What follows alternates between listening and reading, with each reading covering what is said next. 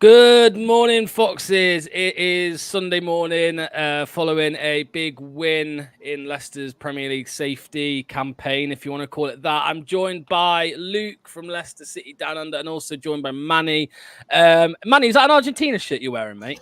Oh, yes. Representing Oh, representing Facundo this morning. nice, mate. Love it, love it, love it. So yeah, I'm joined by Luke and Manny this morning as we're gonna break down and have a chat about the game yesterday. A massive, crazy game. Luke, how you doing today, mate? How you feeling after that win? Good, mate. Good. My heart couldn't take it, but it was well worth it in the end for the mental anguish that we momentarily suffered. Yeah, absolutely, mate. 45 minutes at half time, we were 2-0 down. I did not see a win coming, but here we are. Manny, mate, how you feeling after that one? Yeah, I'm feeling good. Looking forward to this, though, because I've spent a few too many hours thinking about yesterday's performance, and I'm sure we'll get into the detail shortly. Lovely stuff. Anyone who's watching, please hit the like button, but more importantly, leave a comment. Let me know you're here. Let me know what you think to the game yesterday, and leave your comments throughout the whole stream because all the comments will be brought up. Costa, morning to you, mate. Scarlett says, good morning, all. What a feeling winning with the last kick. Akif, his name is. We've always needed a bit of a South American spice, and now we've got it. Yeah, we were sold a dream with Tete. At least we have Facundo for a few months. Henry is here. Hello to you. And Just Joe Football Show, of course, is here. Steve Coop go. Piss off, Joe, mate. I'm not in. It's too early for seeing comments like that, mate. Come on.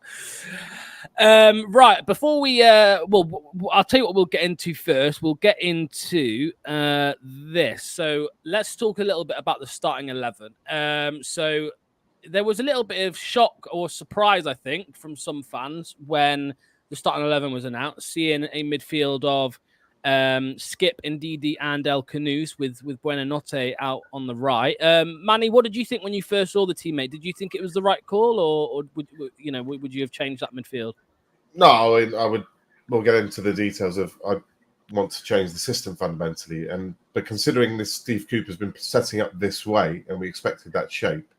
I was a bit surprised that he put Canoes there. That was a little bit out of left field, considering his efforts against Everton. I thought that we might, like you suggested, we might either keep the same as the Bournemouth game, never change your winning team, or because of the travelling that Facundo had in particular, maybe he might choose this game to pick. I think in the preview show, I suggested this was the game for Fatawu. I mean, the clues, the guy scored a hat-trick the last time he played them. So I was thinking that surely Cooper will see that Fatawu has these guys on toast and he'll pick him from the start. But so I was surprised. I was disappointed, annoyed, but I could probably say that about every selection so far this season.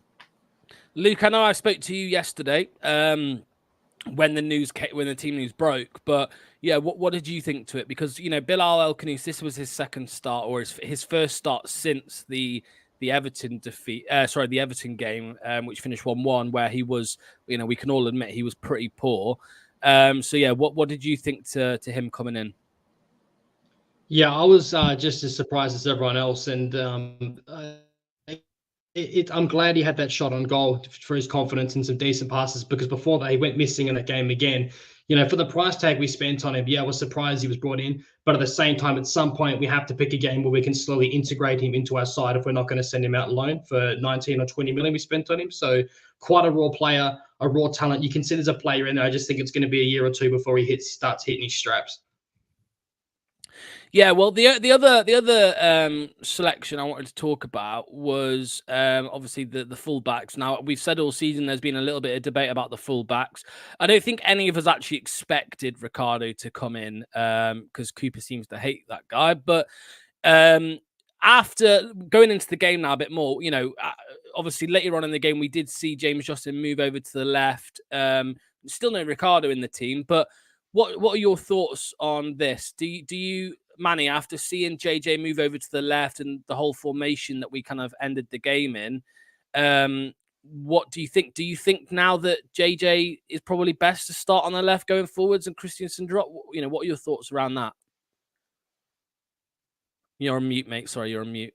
We finally changed it to last year's system, which is what I in particular have been crying for quite a while. I've been looking for a person to play this way. Enzo didn't even play left back. We didn't need a left back we didn't play a left back at all last season. So what you do, instead of having a left back, is you have 3 centre backs, but the left-hand side one is a left-footed one, ideally, because then he'll have the passing range to find Fatawu for the crossfield diagonal when the defence shifts over to the appropriate side. Now, playing JJ there worked for yesterday, of course, when he moved there for the third centre-back. As to whether he should play there moving forward, there's still issues with that, him playing in that spot. And Ricky's use is always as the double pivot. It's the second pivot coming into midfield. So if you're going to play Ricky, then you need 3 centre-backs with Ricky. You don't play a left-back at all. So they come as a pairing. If you're going to play JJ, then you probably play Victor. And if you want to play Ricky, then you play a third centre-back. Now, we could have a debate about who that third centre-back might be, but a third centre-back is required, not another full-back. What about Justin as a left centre-back? A different kind of profile, depending on what you're looking for. Definitely energetic. He'll be quicker recovering on the transition. You'll lose a bit in height, and you're going to lose the lack of having a proper left-footed player there. It's kind of, he'll fill a hole, but long-term, that he won't be the answer in that position. There is a question mark whether he might want to put in, just throwing it out there, Vestergaard coming back in, Okoli moving to the left like he did for large parts of the Arsenal game against Saka, and then you've got that 3 robust centre-backs. And Ricky, when we've got the ball, Ricky moves in alongside the central midfielder and the 3 spread across.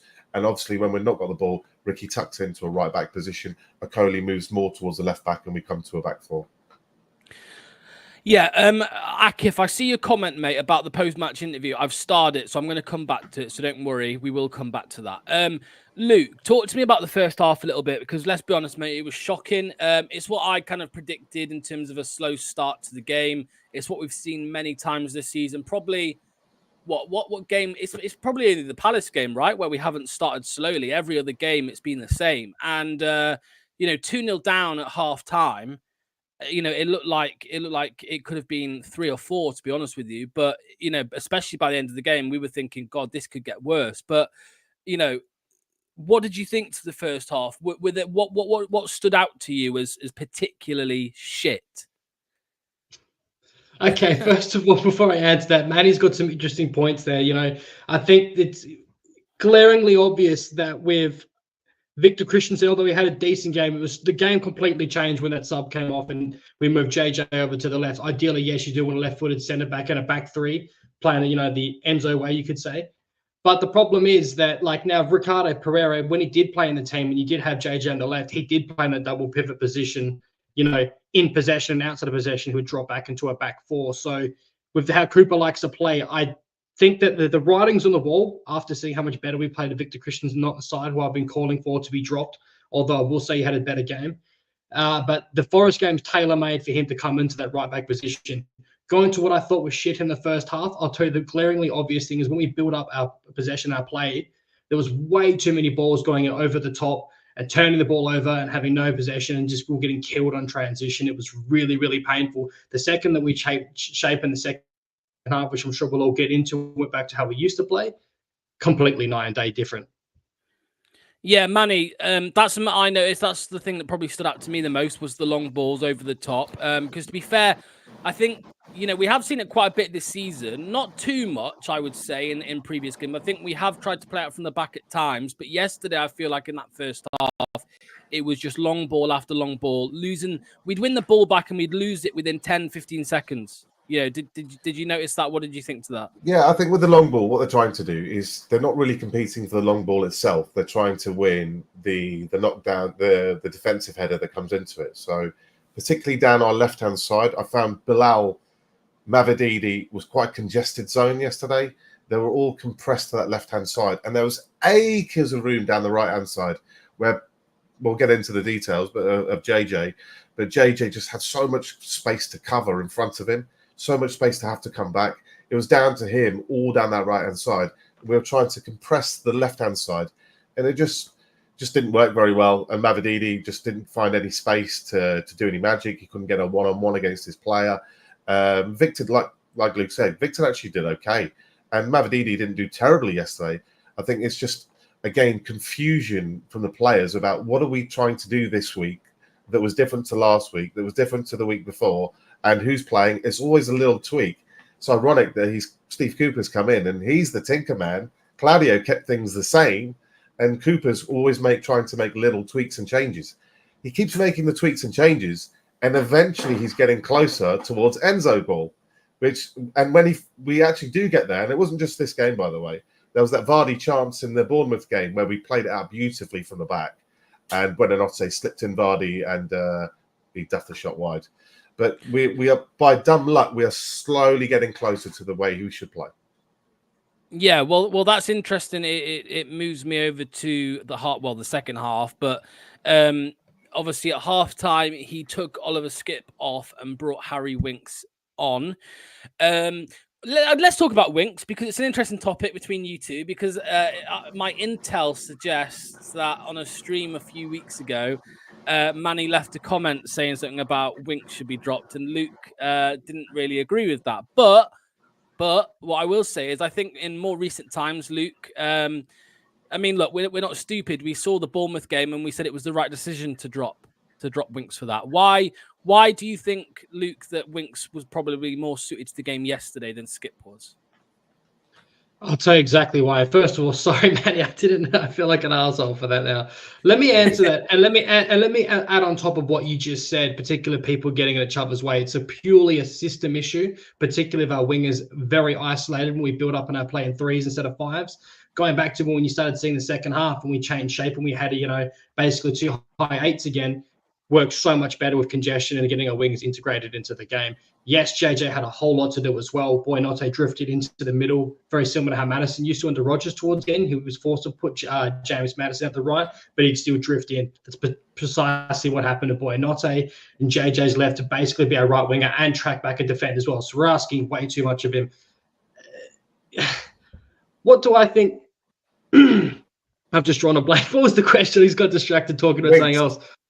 Winks, okay, why do thank you. you. He was suited to that game, yeah. Because we changed, remind back to my point. Because we changed shape and he was able to, and look, how much did you guys notice how vocal Winks was yesterday with screaming at a caller? You got the best out of Winks when you had Vestergaard behind him and they bounced one ball off another and then it would be dished back.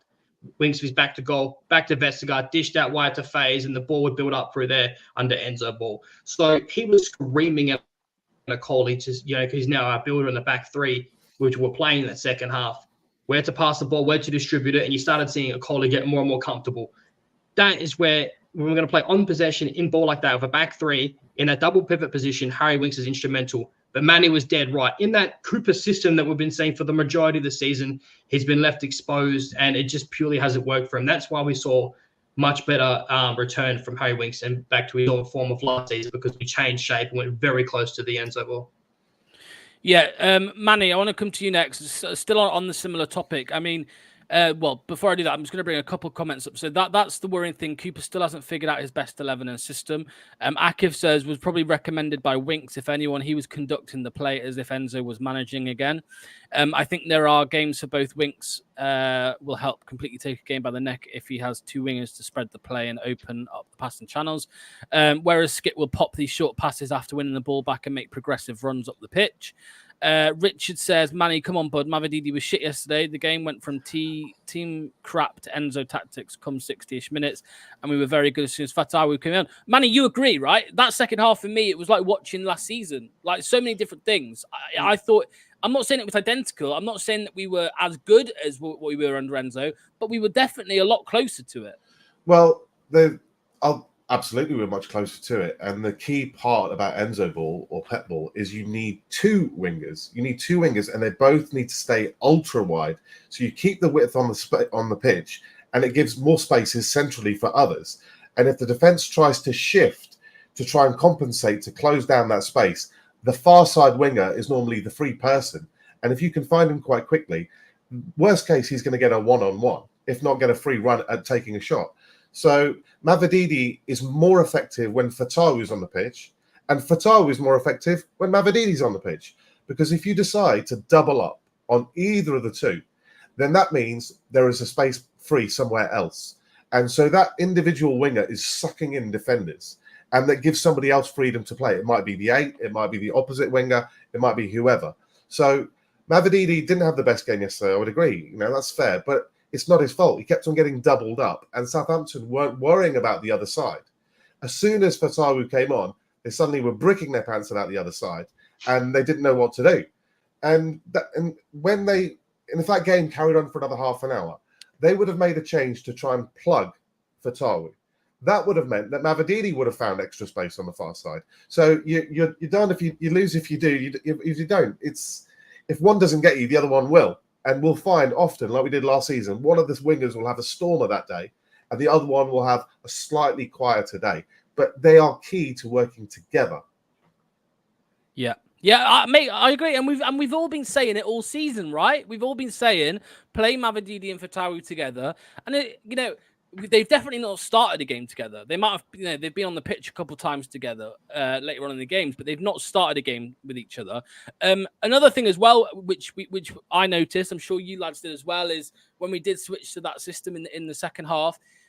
Ndidi, again, you know what Ndidi used to do with Fatawu, where he used to kind of underlap Fatawu? He was doing that with Mavididi on the other side, and it just worked so much better, and Southampton didn't know how to deal with it. I think it actually gave Southampton PTSD from last season, to be honest with you.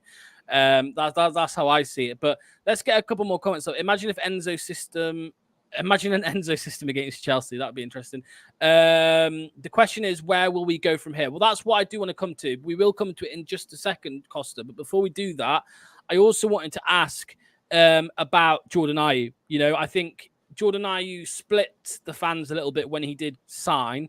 I think the main concern was the price. Up to 8 million quid. I've said for the last few weeks, I don't hate him. I think he has his pros and he has his cons. Something that we've said though on this channel, especially all season long, is he should not be starting games. He is a finisher. He finishing the game. Do you agree with that, Luke? Do you think that should be his role from now on, coming on late on? Because I think he has a purpose. Even if we're losing, if we're winning, I think he can come on no matter what. As long as you have other attacking changes as well, like we did yesterday. But surely he should just be someone to come on and not start. 100%. We've all got receipts and credit at the bank for saying that all season. Yeah, I was a little split on signing him, but in terms of squad depth and for finishing in scenarios like that, and I'm not just saying that just because we won because of his winning goal. I've been saying it all season. He's a finisher, not a starter, and starting him over the likes of even Bilal, but let's say Fatawu, for example, and Mavididi at the beginning of the season, you're just basically ruining the momentum and the development of our youth that had such a breakout season last season under Enzo or in the championship. You want to build from that and carry that momentum. You don't want to have someone, with all due respect, that's in the twilight of his career starting ahead of those young lads and ruining that momentum and ruining their confidence, in my opinion. Yeah, Manny, mate, your thoughts on Jordan Ayew? Well, I mean, I like Ayew as a player because he's a hard worker in terms of that. I find it hard to criticise players who don't work hard, but he is always a 100% hard worker. But there are deficiencies in his game, and it all depends on what else you've got. So I don't mind Ayew, but not when you have Fatawu on the bench. You have a choice between the two of them. It's a no-brainer. If we didn't have Fatawu, then I'd say fine, he's the best of what we've got. I'd have him above Casey, no problem. He gets a start. But we have much more exciting talent, particularly in the wing areas. And there's a point that I don't hear too much, but put yourself psychologically in Fatawu and Mavididi, for example, their situation. You have just learned this Enzo ball. You've had a stormer of a season. You've got promoted. You've won the league. You've had a brilliant summer. You're off with your mates. You've been having beers. You've been jollying it up. You've been pumped about the Premier League. And you get to the Premier League, and all of a sudden, your place is taken by Ayew or Cordova-Reid. Now, what does that do for your psychology? What does that do for your mentality? What does that do for the team spirit? Particularly with Fatawu, who we've seen his videos of his dancing, right? That boy's energy is a live wire. He's life and soul of this team bonding spirit we have.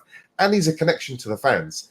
If you suppress him, you suppress the joy out of the dressing room, the joy from the fans. And that's why the fans were screaming for him so much. So there is an element of, and this also goes towards Vestergaard and Ricky as well.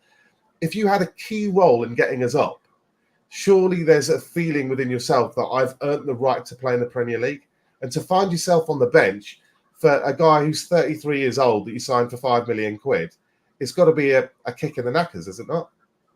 Yeah, massively. Well, the last point on Ayew, Scarlett says Ayew is perfect for games where we will be under pressure, as he does the ugly side very well against the better sides. But versus teams like Southampton, we need to be more attacking and play Fitawu.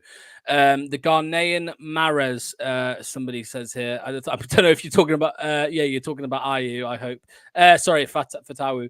The entire fan base is after him. Can't agree more with Manny. Ghanaian Mahrez. Attack is our best form of defense. We can't defend for 90 minutes, no matter what Steve Cooper thinks. Just a couple of things I wanted to bring up on screen, which were sent to me yesterday before halftime.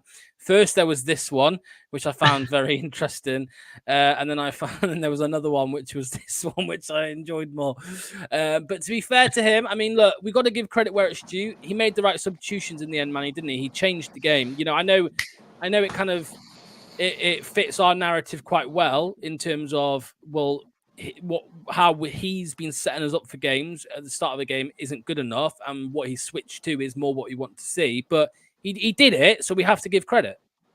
Well, do you give credit for someone for making a mistake or someone for rectifying the mistake? Both. Okay, so you let's talk about giving him credit.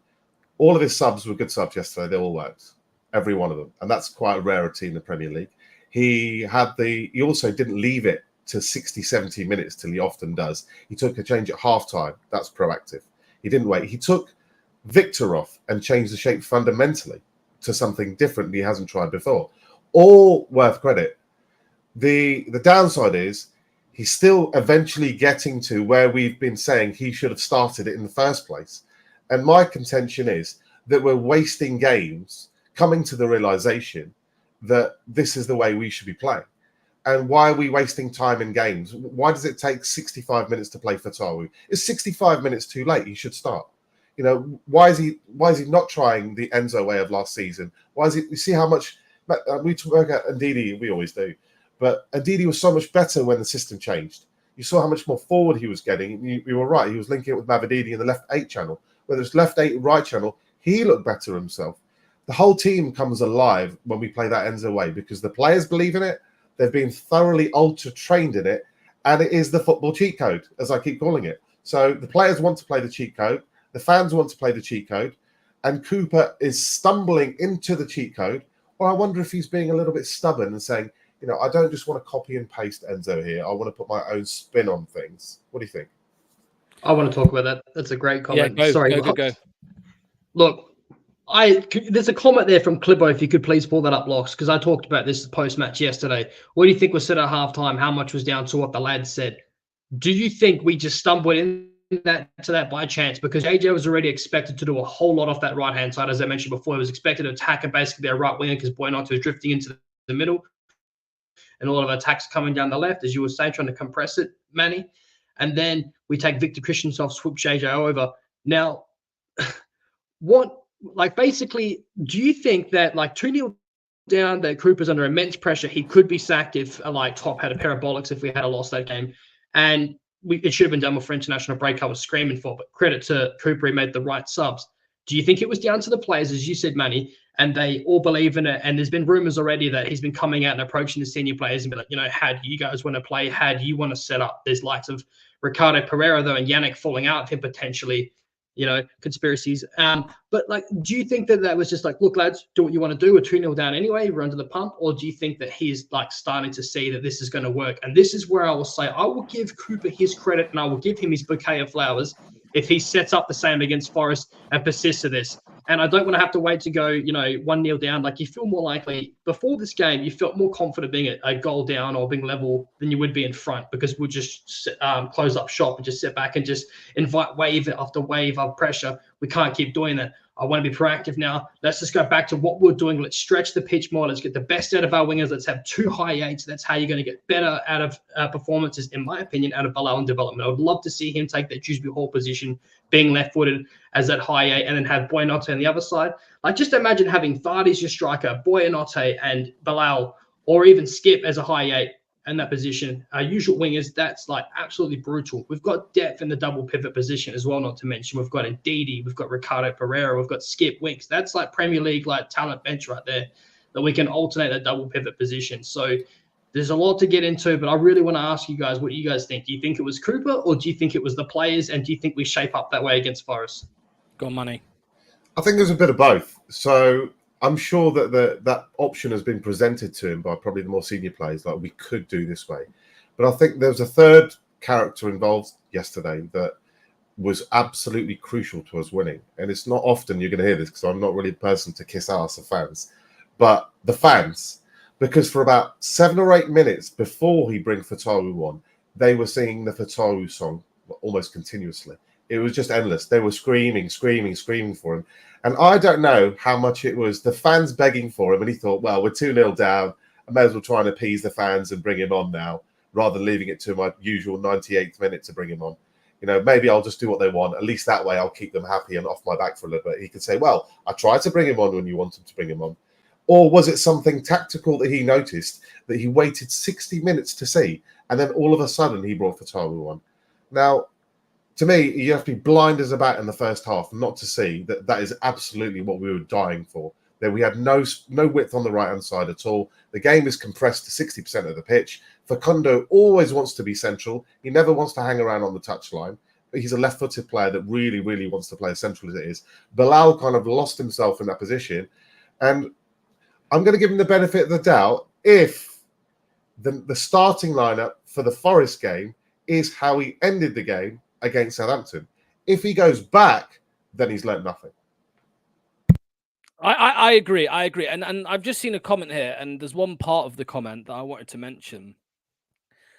The turning point. I think this is, you know, like a what do they call it? A crossroads, right now for our season, because Steve Cooper could now very much going forwards go with more of that second half approach, or he could, like you said, Manny, he could revert back to how we've started games. And again, I agree with you. If he goes back to how he started the game, then you've got to look at it and think, well, yeah, he has learned nothing, you know, because if we start the game the same way as we started yesterday and you know the other games, and we go 1-0 down, 2-0 down, that's on him as the manager. You know, when you've got two different ways of playing. Luke, don't think we didn't see your comment. I didn't see it. Where was it, mate? Which comment was that, Luke? You have to scroll up a little bit. Oh, every Southampton player had a clenched anus when Fatawu came on. Yeah, absolutely.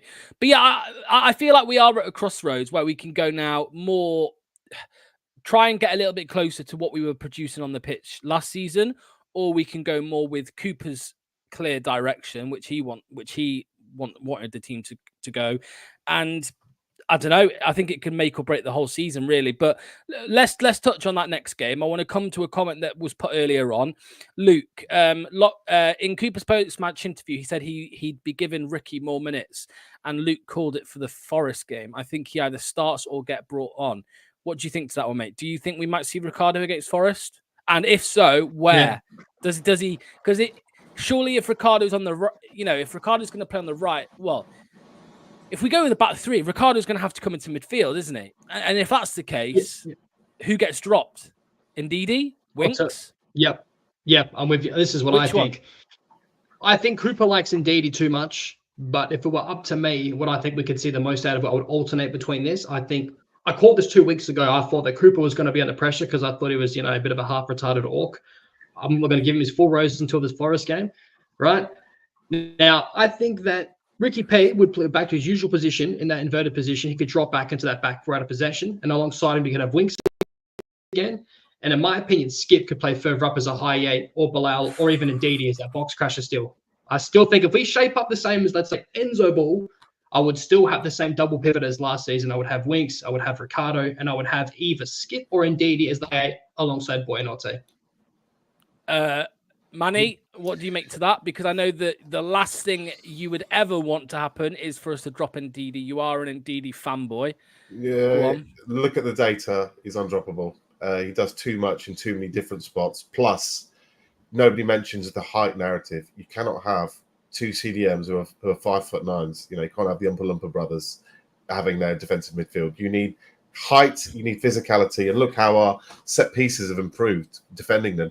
Do you know how many headers Will clears from corners and set pieces, and how physicality gets involved in the opposite end of the box too? There's been a couple of times where he's been involved in an assist, if not directly as well. So indeed, he's a non-negotiable, I call him. There's always a spot for Wolf. The debate is always Skip versus Winks. I think I mentioned that to you a couple of weeks ago. That's the weekly debate, is who we play this week and how we want to set up. But fundamentally, if you want to play Winks, then you have to go to Enzabal. You have to go to 3 centre-backs. You might play JJ as the 3rd centre-back, fine, if that's where you want to go. But you have to go to the 3 centre-backs. If you're going to go to a back 4, then Skip will have to play. We need his legs a bit more. When you've got Winks playing there with a back 3, because you've got Ricky's coming in alongside him to give him that extra protection, and you've also got 2 8s either side who are closer distance to you. So when you get in trouble, well, that's fancy. And so it's a stylistic thing. But I've written my team down for you. So obviously Hermanson is going to start in goal. We're going to go to a back 3 is the way forward. It's going to be fast. Vestergaard is back in the team. I can't believe of all people, and I'm asking for Vestergaard back in the team, by the way. This is a player who I'm not the biggest fan of. But Okoli, because he can play the left-hand side as a back 3. Ricky will drop in alongside Winks because we're playing at home. And then you would have Fatawu and Navididi as your 2 wingers. And then your 2 8s would be Ndidi as the right 8 and Buenanotte have to move a little bit to play the left 8. Basically, it's last season's team with Buenanotte in for Dewsbury Hall. Is there Luke? Is there any? What did you think to Manning's team there for Forest? Is there anything you'd change in that? Is there anyone you want to say that you I actually it's tracking you. It's tracking you across the room, Manny. Jesus Christ, what's going on? I pretty much spot on agree, and I'm not saying indeed he's droppable. I think he's been absolutely outstanding this season. The only reason I agree wholeheartedly, and I think that what's really missing since Dewsbury Hall left is his progressive ball carries, and we saw in that first half that Buenanotte was an absolute monster at that. So he is an absolute gem. No changes whatsoever to Manny's team. I'm fully behind it. The only difference I think that there's different likes and pros and cons. I think Ndidi, absolutely amazing for aerial duels, been great for his long legs we know him for his intercepting off the ball and robbing the ball back. But I think the difference is that Skip, his driving runs forward and his ability very similar to Winks, but higher up the pitch, able to dish out a pass right on someone's feet. Sometimes Indeed, he has a poor touch, but I will say he's been much better this season. I just think Skip can be better if we're trying to hang on to the ball, but I can spot on agree with your starting 11. Rennie says, can we let Messi stay or bid for him in January? I honestly can't see Facundo joining us. Dawn says, would you guys be happy with a point from the Forest game? If we can get 3 points from Ipswich, I would. I'd take a point against Forest. And I know that sounds very negative for me because I normally demand a lot, but I don't know. It's going to be a tough game, I think. Again, I think it all does depend on as long as we beat Ipswich. But Manny, are you happy with the point against Forest? No. I think all of our fans have suffered to some extent as an inferiority complex this season. We're playing Nottingham Forest at home. They're a team that finished 15th, 16th, 17th. For 8 out of the last 10 seasons, we've been finishing top half of the Premier League. I understand it's a lot different team. But look at the players that we have. You can't tell me that Mads Hermansen isn't an excellent keeper. You can't tell me that Ndidi isn't a brilliant DM. You can't tell me that both our wingers aren't electric. You can't tell me that old man Stepto Vardy isn't still doing the business. You can't tell me we just don't have superb players. We're at home. It's Friday night. Even the season we went down, we spanked Forest at home. I think it was 4-0, 4-1. Yeah. 4-0. If you cannot go into a mindset against Nottingham Forest at home and think a point is acceptable. That if you start going in with that mindset, it will affect your team selection, your mentality, the way you set up. We should be going that name and thinking we're playing Forest at home. Forest were going to be a relegation candidate this season. We should be going out there trying to battle them. That's it. I spoke to Wolfie from Forest Fan TV last night, and he actually told me that after that time we beat them 4-0, they gave him a 2.5-year new contract after the day after that game. which is mental. He was also explaining to me, actually, I had a decent, quite a long phone call with him, and he was explaining to me that the fans kept Cooper in a job for so long because so many fans were like happy clappers, wanting him to stay, and Marinakis, the owner, actually didn't want him anymore. But the pressure from the fans in favor of Cooper was mental. So that's why he stayed in charge. And that's my worry a little bit. I mean, look, I'm not saying he deserves to get sacked after yesterday's game. I'm not saying that whatsoever. But now that gives him, an extra probably. I feel like every win he gets probably then gives him another 5 games. You know what I mean? Which is, it pushes the can down the road. And look, if we turn a corner, playing the way we did in the second half, Luke, and we play that way going forwards and we pick up more wins, I'm more than happy for Steve Cooper to be in charge of this football club as long as he starts making the right calls more frequently and more often. If he keeps, if we start playing that way and we start winning more games, then I'm happy. But, I mean, what about you, Luke? If we beat Forest Ipswich, back-to-back, comfortable wins, you're happy for now? You're saying, all right, I'll pull the pressure off Cooper a bit? Yeah, providing that he continues doing what we did in that second half. I'm 100% with you. I don't like coming on here and being negative, and people get upset with me for slagging him off and calling him an orc and this and that. I get it. I understand. I would much rather be coming on here and gushing or blushing, like I've done with Enzo the whole season. Granted, that was the season league below. But look, if he makes those changes and keeps playing that, then 100%, mate, I'll be behind him. I want to be behind him. I want to be doing well. I don't want to be sitting here coming in here ranting all the time about an orc and this. I would rather him get it right, play for Tau, put JJ on the left if you're going to play him a back 3, and bring in Ricardo Pereira. For God's sakes, he's sacking himself. I understand, if you think it doesn't work, fair enough. But just think of all the things that Ricardo Pereira has done for us, stayed with us when we got relegated. In my opinion, he was player of the season last season. He played a higher on both sides. He played the double pivot, right back out of possession. He's playing so many different positions. The talent is immense with him. We've all seen how much is there for Ricardo. Just to completely freeze him out, not give him a single minute's disgusting. At least bring him off the bench. You go into the Forest game, no 1 point's not enough. It needs to be 3. And Steve Cooper, if he has a set of nuts, needs to be telling Faze or someone, listen, brother, I want you to get yellow card in the first 10 minutes. I want you to snap someone in fucking half. Let's see an absolutely brutal crunching challenge. Let's take it to him. That's what you want to see, bro. You want to see him G up the boys and get some real physical. That game, people don't talk about, but that Southampton game, I love that shit. I love seeing Vardy come to put a crunching tackle on the goalkeeper and smashing Ramsdale, whatever his name is. I love that side of the game, and I want to see that against Forest. I want to see the lads proper behind it for this derby. Finally, I'll ask you the same question, Manny. I know that I think long term we all want a different manager. Long term, I'm not saying that is confirmed. I think for all 3 of us. But again, I will ask the same thing that I asked Luke. If we win the next 2 back-to-back comfortably, playing maybe more of a similar style to the second half yesterday, are you going to pull some pressure off Cooper and just relax a little bit? If you get a full set of wins, he buys himself a lot of time. But that's with you personally. Well, it depends on the how then. It's always in the detail with me. I want to see how. I want to see identity, training that identity, setting up with that identity, and patterns of play. We think last year, we can all remember clear patterns of play, whether it be Winks finding, distributing it out to Fatawu, crossfield balls to the wingers, Ndidi coming inside the 8, or Dewsbury Hall coming inside Navididi on the left-hand side 8, a little dink to the far post when you get to the touchline. We saw a lot of these familiar patterns of play last year, and it was effective. It works. We actually saw Southampton doing a bit of that against us for the first half, and it was working against us. It's not just the result, it's the detail of how and why to see if it's sustainable or not.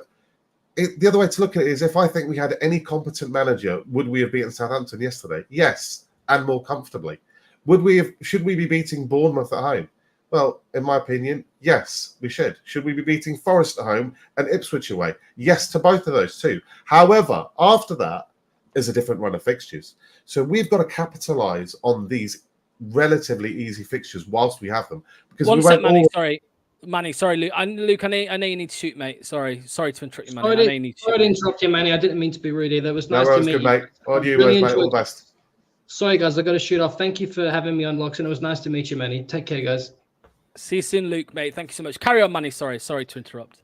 So, if we adopt the right, if we're starting to find our identity and we are finding patterns of play and we are utilizing our more creative attacking talents and utilizing that as a way to approach the game rather than the more defensive-minded setup that we've seen, I'll get on board. Steve Cooper could turn this around for me if he just adopts what we did last season. Much like Claudio didn't change anything, I don't think Cooper should have changed anything. He could still go back to it. And yesterday, he did go back to it. For the last half an hour, it was Enzo ball. And did you see how Ndidi looked better, how Fatawu looked better? All of our players felt more comfortable what they're doing. I mean, it was simple. Find Winks. Winks is looking to distribute. Often Fatawu's free, and he was firing out balls to Fatawu. Nice, crisp, clean, hard, quick passes before the defences had time to set. And Fatawu was doing his magic. That was a clear pattern, a clear identity. It worked well. Now, are we going to go revert to type so far and go back to what we've been seeing up to the games up to now or not? We shouldn't go hoopla too crazy about defeating Bournemouth by 1 goal or defeating Southampton, the worst team in the league, with all due respect, by 1 goal. They are not our benchmark. Our benchmark, in my opinion, is the mid-range teams, your Brentfords, your Palaces where they should be, your Wolves where they should be. And those teams, at some point, 1 or 2 of those teams are going to pull the trigger and Moyes is coming in. They're going to get better. They will play catch-up with points. And while they're playing catch-up with points, we're playing Chelsea's and Liverpool's and harder fixtures. And we better get points in the bank because we're going to need them down the line. Look at this magic trick. Oh, he's back. Look at that. Bloody hell. Fucking hell. He's back already. He couldn't stay away, could he? Luke, mate. Right. We are coming to an end soon anyway. Man of the matches. I did see a discussion on For Fox's Sake TV and Leicester City Down Under last night, the instant match reaction. Who did you go with in the end, Luke, for your man of the match? I went by Boyanote purely just because he played 2 halves. I think if Fatawu had started that both halves, I would have probably gone for Fatawu. So you have to go Boyanote, or you don't have to, but in my opinion, I went with Boyanote. Okay, Manny, who are you going with, mate? Easy for Surely me. not Wilf. No, Boyanote had an excellent game, and Winks had a good game, but the game changed. Winks was on the pitch for 20 minutes, and we hadn't had any material difference. The game truly changed when Fatawu came on. That is when they started to absolutely brick it. They couldn't adapt. They couldn't change. And all of a sudden, other players came alive in the game, all because Fatawu created that spark. He was the catalyst, man of the match. Yeah, I'm going to say Fatawu. I think, there's a couple in there that are close, but for me, it's got to be Abdul Fatawu. Completely changed the game. And I've got a quick question for you. Surprised? Go on. Did you see Match of the Day yesterday? And they pointed out Abdul got the piece, didn't they? Do you think the cat's out of the bag now? That there's just no way that he's undroppable now, and Steve Cooper cannot drop him moving forward? Well, I mean, I've seen other fans from other clubs talking about Leicester City, saying, how is Abdul Fatawu not starting? Because they saw bits of him last season in the Championship. Southampton fans especially. Every Saints fan is saying that.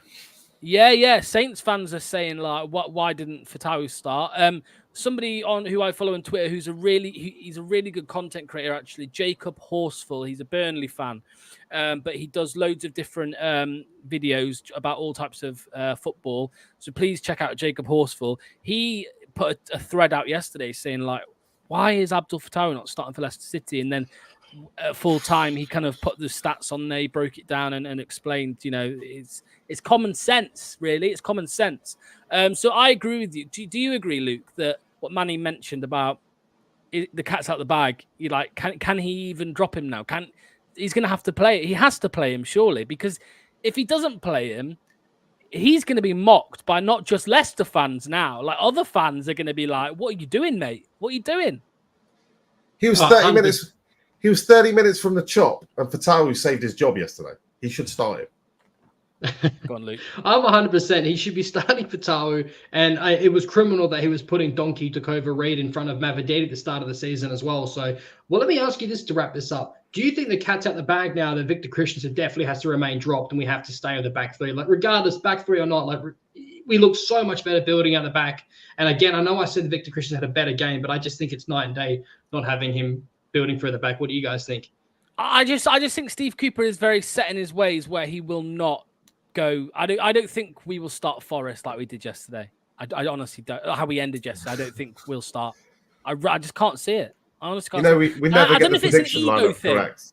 but I don't know if it's an ego thing, Manny. Is he too scared to say, well, maybe Enzo Ball is the way forward for this team?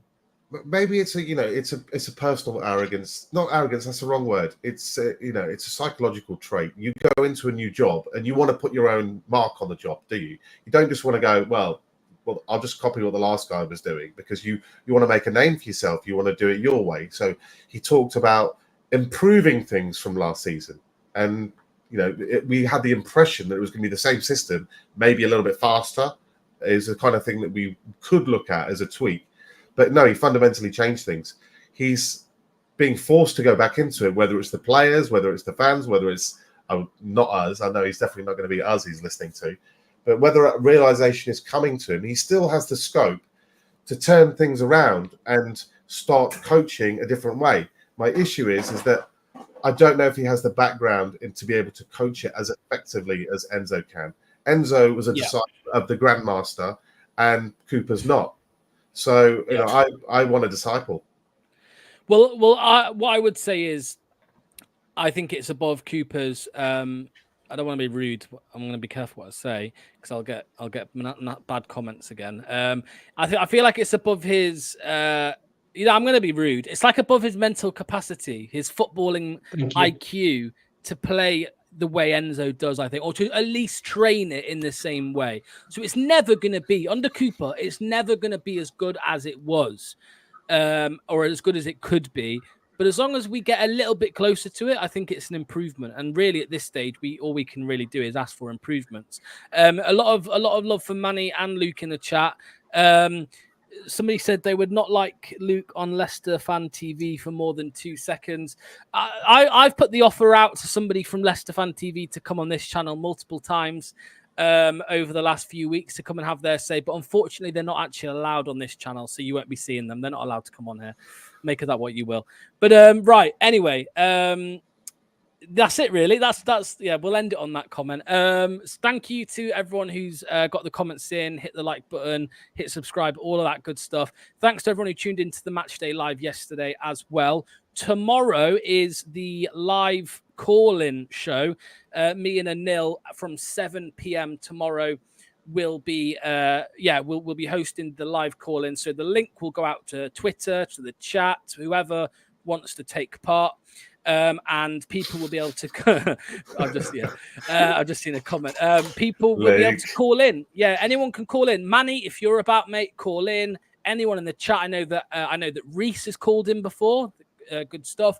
I know that I'm trying to find a comment from Akif. Akif's called in before. Anybody who wants to call, they can do so and come and have their say about anything. It could be the game yesterday. It could be the Forest game. It could be the 15-16 season. It could be Steve Cooper's legs. Whatever you want to talk about, you can call in and have your say. So you feel free to do that. 7 o'clock tomorrow. Luke, what's coming up on LCFC Down Under, mate, over the next few days? I'll have a preview coming out for the Forest show. I might do another roundup talking about whether we can give Cooper his roses or not. I'll have to wait and see. But thanks for having us on, Locks. I really appreciate it. It was nice to meet you, Manny. Really enjoyed what you had to say, and your analysis was on point. It was really good. Great conversation, guys, and great comments from everyone as well. Thank you. Lovely stuff. Manny, mate, I know you do it quite a bit over at Foss Hub as well, but yeah, what's coming up over there? Oh, I just do bits where I can. I feel that I like to present the narrative, what I think is the correct narrative. And I'm going to end on a famous Brian Clough quote, since we've got Nottingham Forest next, and you younger fans might not know this one. So when it's Brian Clough quote, when I meet somebody who disagrees with what I have to say, I sit him down and we talk about it for 20 minutes and we decide I was right. And that's the kind of way that I feel we're finally getting towards with the Enzo Ball and the playing style and the rest of it. Eventually, the rest of the fans, the naysayers, will see that there's only one way to go. Whether Cooper is that man to bring it forward, I have my doubts. He's bought himself some time. I'm excited to see Friday night, but it can always go the other way too, boys. Don't forget that. Mate, I think I think your expectations are too high in terms of thinking that the other fans, are going to say we were right, because they will just say, "See, Cooper's a good manager. He changes it, and he's changed it, and now we're doing better." That's what they'll say. They won't admit that the football we have asked for all season long is finally happening now, and we're winning games. If you don't look at detail, then it's pound shop analysis. Well, even the Bournemouth game, we played out from the back a lot more, didn't we? And we won. I know we didn't deserve to win, but we played out from the back more than usual, and we won. You need to look at it more than details than just the first level of match stats, boys, if you really want to see what's going on. Absolutely, mate. Let's end it there. Thank you so much to both of you. Cheers.